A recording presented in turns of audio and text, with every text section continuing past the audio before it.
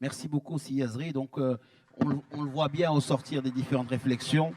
Le nouveau modèle de développement industriel de l'Afrique passera par forcément de la vision, des politiques publiques, des chantiers importants qui sont des chantiers de délocalisation, de captage et délocalisation et d'offshoring pour s'intégrer aux chaînes de valeur mondiales,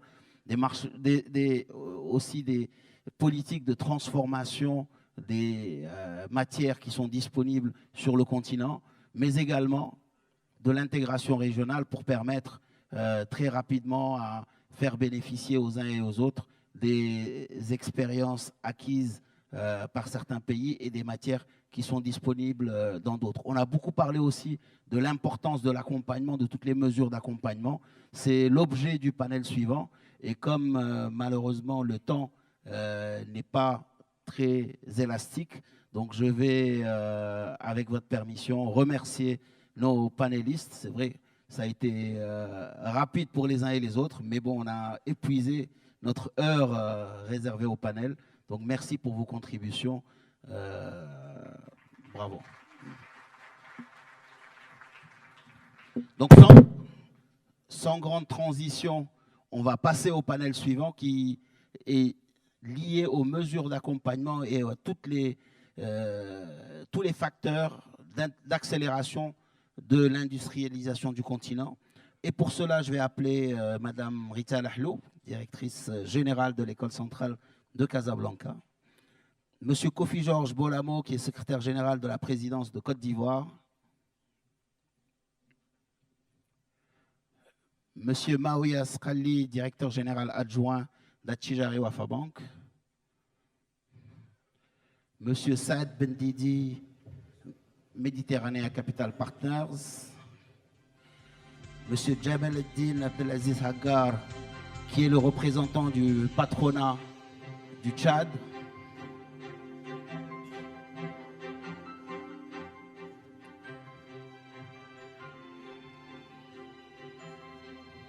Monsieur Bolano, je ne vois pas, mais bon, il va nous rejoindre. Donc bien sûr, l'industrialisation ne peut se faire qu'avec la construction de nouveaux modèles de développement. Il faut un certain nombre de mesures d'accompagnement. Ces mesures d'accompagnement sont de diverses natures. Un élément clé est le financement, puisque on ne peut pas s'industrialiser sans trouver les financements. Je le disais tout à l'heure, j'ai assisté effectivement à un certain nombre de conférences des bailleurs. Il y a beaucoup de financements qui sont annoncés, mais il n'est pas certain que ces financements vont réellement au secteur industriel. Autre facteur aussi, on a parlé des infrastructures, tout ce qui est zone industrielle, tout ce qui est plateforme logistique, tout ce qui est énergie, etc., qui constitue un élément aussi important de ces mesures d'accompagnement, et pas le seul. Et le troisième aspect,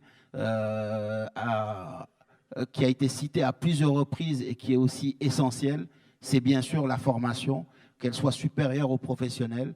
Il faut qu'on ait une certaine adéquation, en tout cas une certaine employabilité de tous ces jeunes que nous sommes en train de former. Donc, ces différentes thématiques qu'on va traiter lors de ce panel.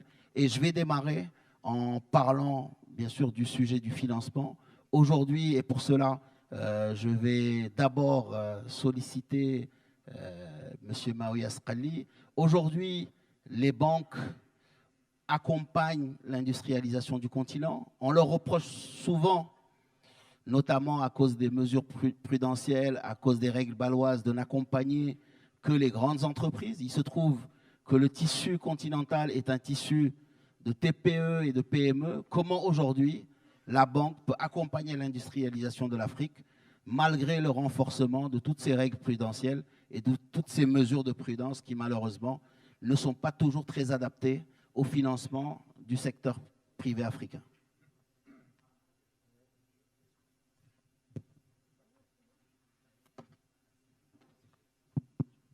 Merci Abdo. Effectivement, donc, les banques doivent jouer un rôle central dans ce dispositif et on va dire ce challenge africain à deux titres. Donc, les banques sont appelées, comme on l'avait dit ce matin, à être l'acteur principal. Je dis principal parce qu'on a d'autres maintenant, pour la collecte de l'épargne nationale de tous les pays d'Afrique. Donc le rôle que nous jouons en tant que banque de détail, c'est d'abord la bancarisation, la collecte de l'épargne et la bancarisation tout azimut, c'est-à-dire par tous les moyens qu'il faut. Moyens, on va dire, classiques, par l'extension des réseaux, qui n'est pas une chose facile maintenant, mais aussi par l'usage de la technologie et de nouvelles, on va dire, instruments monétaires qui s'offrent à nous, comme le mobile banking et d'autres formes qui vont apparaître bientôt dans les marchés. Le deuxième rôle des banques, c'est le financement. Mais pour le financement, justement, plus les réglementations et les règles se durcissent autour de la gestion du risque, plus les règles bâloises progressent, là on est à BAL 4, plus c'est difficile en fait de résoudre cette équation donc, de gestion des risques. Mais les banques, en parallèle, innovent sans cesse, justement, pour ne pas arrêter la machine de crédit. Et parmi ces innovations donc, qui permettent aux banques de réduire le risque donc de financement d'une industrie donnée, c'est d'abord, parfois c'est des phénomènes exogènes. Quand on est dans un pays ou dans une région qui a une vision stratégique pour un secteur donné, et ben de fait, cette vision stratégique vient minimiser le risque parce qu'il y a tout un dispositif, des écosystèmes qui se mettent en place, comme le cas du Maroc, qui viennent, on va dire, inviter les banques à rentrer dans un cadre qui est moins risqué que s'ils partaient donc à la chasse d'affaires industrielles d'une façon, on va dire, sporadique. Le deuxième sujet, c'est que les banques, partant de quelques grands acteurs très solvables, essayent, en utilisant la solvabilité de grands acteurs d'une industrie donnée, donc de donner des crédits à tout un autre segment d'entreprises qui gravitent autour de ces grands donneurs d'ordre. C'est ce qu'on appelle les écosystèmes. Et donc, nous avons inventé plein d'instruments financiers qui permettent à des PME, des TPE, qui gravitent autour d'un écosystème d'être financés à court terme sur leurs besoins d'exploitation, leurs besoins de fonds de roulement. Je citerai donc tout ce qu'on fait sur le factoring, tout ce qu'on fait sur la supply chain finance, c'est-à-dire on finance une cascade de fournisseurs parce qu'en haut, on a un grand, on va dire, donneur d'ordre, comme les grands industriels que vous connaissez. Et la supply chain finance, donc beaucoup d'instruments dedans, donc comme le reverse factoring, le confirming, le forfeiting, etc. Toutes ces panoplies de métiers qui viennent d'être inventées ou d'être mises en place viennent minimiser le risque de financement de cet écosystème, tout en prenant la solvabilité finale du donneur d'ordre. On cite aussi sur la matière première, beaucoup d'instruments ont été mis sur le financement de la chaîne de la matière première, donc le commodity finance, où la seule garantie qui est prise, c'est seulement la matière première elle-même.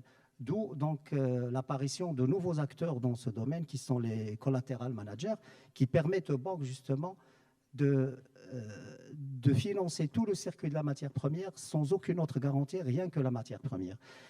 Et le troisième sujet, c'est que quand la banque est en face d'un grand projet aussi à financer, ben, il essaye de diluer ce risque avec une pléthore d'autres acteurs qui sont les fonds d'investissement, les fonds souverains, les fonds de garantie, les fonds privés et aussi les assureurs.